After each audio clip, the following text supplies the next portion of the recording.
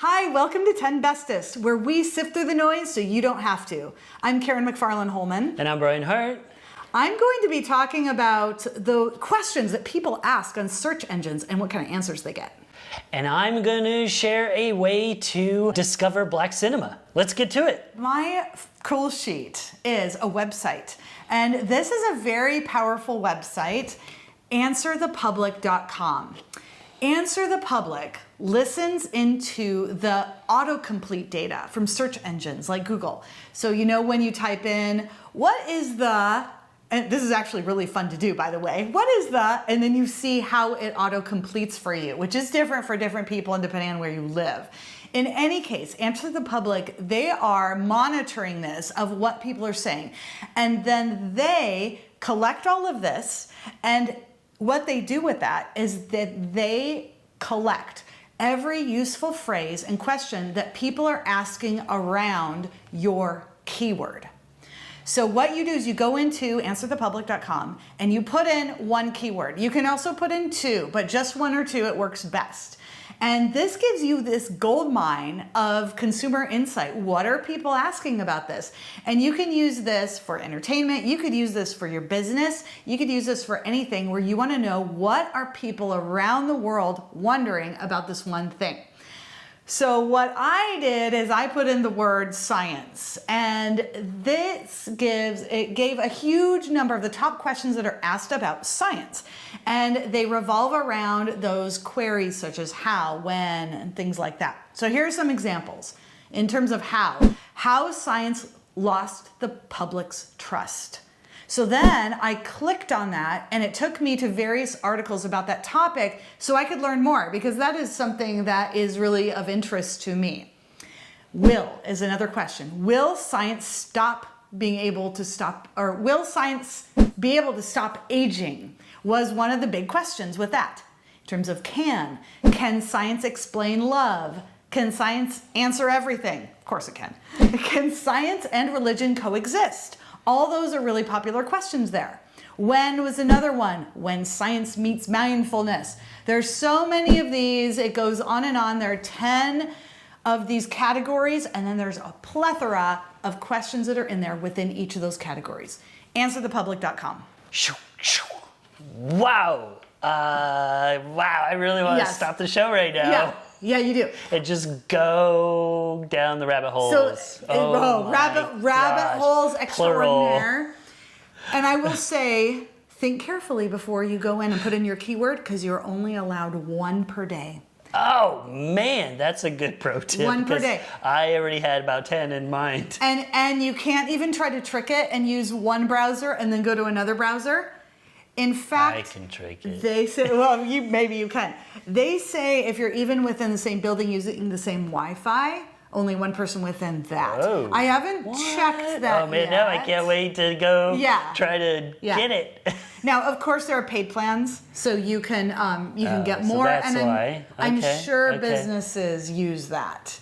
Yeah. But just me as an individual, oh my gosh. It is kind of fun going, all right, what's going to be my word of the day? Yeah. But that one word, holy smokes. So there's 10 categories, and then and it's really cool, their graphics too. They have these webs coming out of each one of them. Oh my and gosh. You get, 10 per those, so you get 100 different questions from that Just one keyword. So that'll keep you busy. Oh yeah. But yeah, good thing I didn't because I'd probably type in something really silly for my first one. I'd be like, that's it for the day? Wait! You would put in peeps. Yeah, peeps. And then you'd be like, pizza! Pizza peeps! Crap! No results! Gotta wait a day. Oh, but you know what? If you put in something kooky, that for sure. Millions of people. Oh my gosh. This is going to help with, I think, the show even. Oh yeah. Oh my gosh, so many different things. I cannot wait. This is really cool. Yeah, do it. And so the show notes, if you want to learn more about answerthepublic.com and everything else we talk about, you can go to 10bestest.com/answer. Dang. Oh, wow. Thank you so much for sharing that. All right, I'm going to be sharing a website, and this is the Black Film Archive. This was created by Maya Cade. For the past year, Maya spent most of her time pondering one question. What does it mean to make Black film history accessible? The answer to this question, she launched the Black Film Archive, which is an evolving project. So she works at Criterion, which the Criterion Collection is this really good library of some of the best films in the world, all across the world. A lot of art house, a lot of foreign film. They're really well known. If you don't know them, check them out. So she has a good background of this already. And the Black Film Archive is a living register of Black films. It's in its current iteration, it showcases Black films made from 1915 to 1979 that are currently streaming. So that's key. They get updated all the time. But this is over 200 films. Now, some of those streamings are subscription based, so not all of them are free, but many are, so definitely worth checking out. Even if you don't have any kind of subscription service, you will find some really good films. The Black Film Archive celebrates a rich, abundant history of Black cinema. Again, it is evolving and is dedicated to making historically and culturally showcasing the historically and culturally significant films, specifically in the 1915 through 1979 time period. I'll go more to why at the end of this. Every description is written by Maya herself. It's a free platform, so all of this information is free. It's to spark more conversations about Black film and the impact on society. And it looks at the changing face of Black expression, or, this is super important, the white attitudes about Black expression. Because most of the people that are decision makers in the film industry, guess what? They are white, and that's still happening today. Definitely check out this archive. This is the Black Film Archive. Wow. Okay, so I have so many questions about this. Yes. And one of them is, do you know why that time frame was selected? Yeah, so the beginning is when film really started getting going. Yes. But that 79, I think it was, where she stopped, it's because there was a film called The Wiz in 1978. Oh, I remember that. Was this big production, had all these hopes and dreams, and it was technically a big giant box office failure. And that's when the white people in power decided no more Black films. And so until independent filmmakers could start telling their own stories again, essentially the big production houses said no more Black films. And so that's kind of, she wants that to be a very significant, this is when it stopped. Yeah. Now certainly there have been more because of independent film, thank goodness, that are telling their stories. But right now she wants to focus on that time period, which I thought was very important. And yeah, it took me a while to dig up that information because I was like, it just keeps telling me that it stopped here. Why? So I finally found it, and that was a really good reason. Okay. Yeah. And then my second question is, you said 200 films. Are those curated? And there were a lot to choose from, and how? They're curated just the fact that they're all streaming right now. So she goes through, and she doesn't update it every day, although sometimes she does.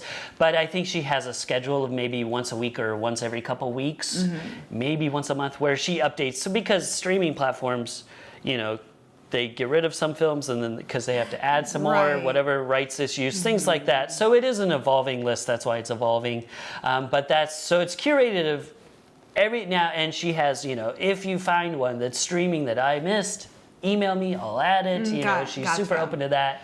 It is kind of open source. I think she still, writes every review or description herself, so she'll maybe take your suggestion and add it to the list, but preface it a little bit with her own thoughts. So it might take a while for it to show up, but that's fantastic. Yeah, such a really good. Needed. Yeah, so needed. She wants this to not be such a big deal, but until that happens, we need to have these important conversations about these films. And I love that idea of how they stack up of what the white people in Hollywood thought the Black experience was. And of course, in the older films, they're some of them are gonna be awful. Yeah. I'm sure, but to see it evolve would be interesting for sure, and seeing them against each other in different time periods. She breaks them down into, you can do the 20s, the 30s, things like that. Yeah. You can do the whole film list. You can do all different kinds of, find them in that way. That's fantastic. Yeah, super, Thank you super cool. so much. Yeah, you're very welcome. That's going to be a fantastic resource. Just like, I want to watch a film. Yeah. You can go right there. Absolutely. Yeah, that's great. Yeah. Thank you for joining us, friend. I'm Karen McFarland Holman. And I'm Brian Hart. Tell us in the comments below, what's going to be your first search word that you're going to use on answerthepublic.com? And let us know in the comments, what is your favorite film that is starring and produced by people of color? Please like and tell a friend about 10 Bestest. And stay tuned tomorrow for another amazing show. Don't forget to stay curious.